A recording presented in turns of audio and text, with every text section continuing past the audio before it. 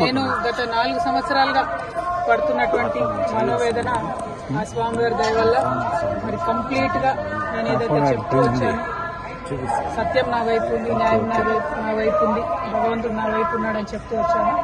అదే నిజమని రుజువు చేస్తూ కంప్లీట్ గా కోర్టులో మరి క్లీన్ చీట్ రావడంతో స్వామివారికి కాలినడకన వచ్చి మొక్కు చెల్లించుకుంటానని అనుకున్నాను. దానికోసం ఇవాళ ఇక్కడికి రావడం జరిగింది. నిన్న కాలినడకన కొండకెక్కి ఈరోజు పొద్దున్నే స్వామివారి దర్శనం చేసుకోవడం జరిగింది. మరి అదేవిధంగా రాబోయే రోజులలో తెలంగాణ రాష్ట్రంలో తెలంగాణ ప్రజల పక్షాన తెలంగాణ ఇంటి పార్టీగా పనిచేయడానికి ఫ్యూచర్లో పొలిటికల్ పార్టీని కూడా పెట్టబోతా ఉన్నాను. కాబట్టి దానికి కూడా ఖచ్చితంగా స్వామివారి ఆశీస్సులు ఉంటాయి, దయ ఉండాలని చెప్పి కోరుకొని మరి వాళ్ళు దర్శనం చేసుకోవడం జరిగింది.